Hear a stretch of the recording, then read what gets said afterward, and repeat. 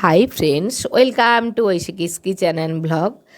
আবার আমি একটা নতুন রেসিপি নিয়ে চলে এলাম, বাহারি পকোড়া। তো কি কি নিয়েছি দেখতে পাচ্ছেন, বাঁধাকপি নিয়েছি, ক্যাপসিকাম নিয়েছি, গাজর নিয়েছি, ফুলকপি নিয়েছি, মানে বিনস নিয়েছি, যা সবজি মোটামুটি ছোট্ট ছোট্ট ঝিরিঝিরি করে কেটেছি। আপনারা গ্রেটারের সাহায্যেও ছুলে নিতে পারেন, তো ভালো হবে। আমি কিন্তু সব কিছু ধুয়ে আমি একটা পাত্রে নিয়েছি, আর কিছুটা অল্প একটু ম্যাগি সেদ্ধ করে রেখেছি। ম্যাগিটা এর মধ্যে দেব, বেশ খাস্তা হবে। তো দেখতেই পাচ্ছেন, একটা ম্যাগি গোটা ছোট প্যাকেট আমি দিয়েছি, আর দিলাম একটু অল্প ধনে পাতা, আর দুটো ছোট সাইজের পেঁয়াজ আমি দিয়েছি, আর কাঁচা লঙ্কা দিয়েছি। এরপর আমি একটু নারকেল কুড়িয়ে রেখেছিলাম, অল্প একটু নারকেল কুড়োনো আমি দিয়ে দিলাম। তো দেখবেন বেশ ভালোই লাগে খেতে, একটা অন্য রকম। আমি দিলাম বেকিং সোডা, একটু অল্প দিয়েছি, অল্প। আর দিলাম নুন, নুন তো প্রয়োজন মতো সবাই জানি আমরা দেবেন। এরপর আমি কিন্তু এতে একটু রেড লঙ্কা গুঁড়ো একটু দিয়েছি, কাশ্মীরি লঙ্কা।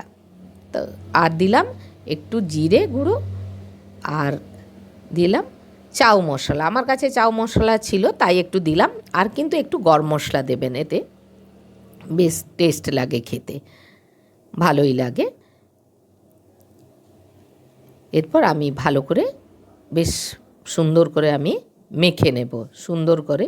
আর এতে কিন্তু আমি জল দেব না, এর সবজির মধ্যেই ধরুন আমি তো ঝারিয়ে রেখেছিলাম ধুয়ে, যেই জল আছে সেই জলেই, সেই যে আছে ওর মধ্যেই কিন্তু সুন্দর করে একদম মাখাতে হবে। আর আমি দিয়েছি চা চামচের 3 চামচ মতন আমি বেসন দিয়েছি। তো আপনারা প্রয়োজনে চালের গুঁড়ো ব্যবহার করতে পারেন, চালের গুঁড়ো দিলে বেশ আরও খাস্তা হয়। আর একটা দিলাম কি ডিম। এবার ডিম আপনারা দিতেও পারেন, না দিতে পারেন, তবে আমি দিয়েছি ডিম দিয়ে। এবার কিন্তু আমি ভালো করে সুন্দর করে বেশ একটু শক্ত করে মেখে নেব। ভালো করে মাখানো চলছে, দেখবেন একটা বাহারি পকোড়া বলুন আর সবজি পকোড়াও খেতে কিন্তু চায়ের সঙ্গে বেশ ভালোই লাগে। বলুন চা বা আপনারা গরম গরম বর্ষার দিনে বসে আছেন, বেশ একটু ভালোই লাগে ভাজা খেতে বলুন। তো ভালো করে মাখা চলছে, বেশ সুন্দর করে দেখুন মাখা হয়ে গেছে। আমি হাত দিয়েই মেখেছি, কারণ এমনি না হলে মাখানো যাবে না।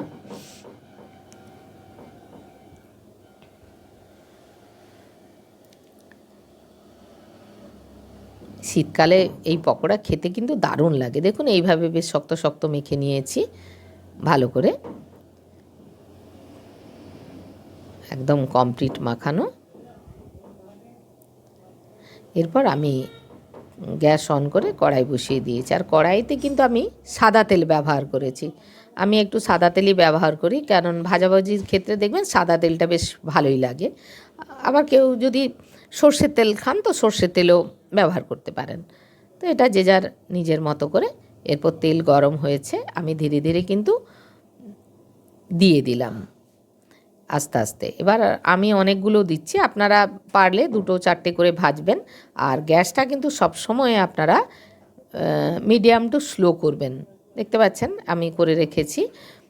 আর তেলটা না খুব বেশি গরম না হলেই ভালো, মোটামুটি একটা গরম হলে আস্তে আস্তে ধীরে ধীরে, খুব গরম হলে না তাহলে দেখবেন যে ভাজাটা ঠিক মতন হয় না।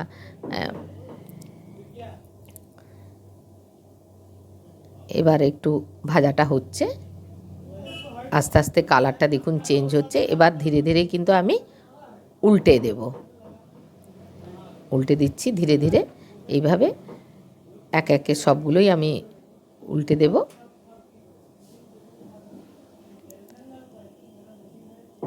এবার পকোড়াগুলো কিন্তু আস্তে আস্তে ধীরে ধীরে কেমন দেখুন ফুলে যাচ্ছে, বেশ খাস্তা মচমচে। এই পকোড়াটা কিন্তু খেতে দারুণ, একদম মচমচে খাস্তা।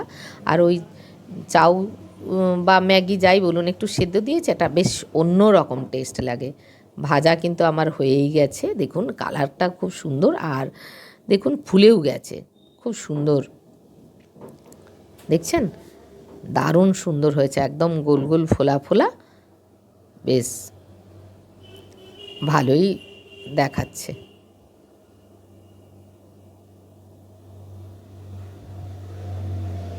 কি সুন্দর না, একদম দারুণ হয়েছে, খুব সুন্দর ভাজাটা হয়েছে, দেখেছেন একদম সুন্দর কালার। আবার আমি একে একে এইভাবে সবগুলোই ভেজে নিচ্ছি ধীরে ধীরে।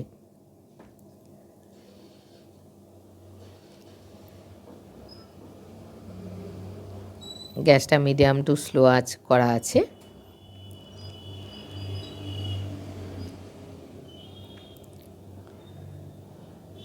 ভাজা হয়ে গেছে, বেশ কালারটা দেখুন কি সুন্দর লাগছে দেখতে।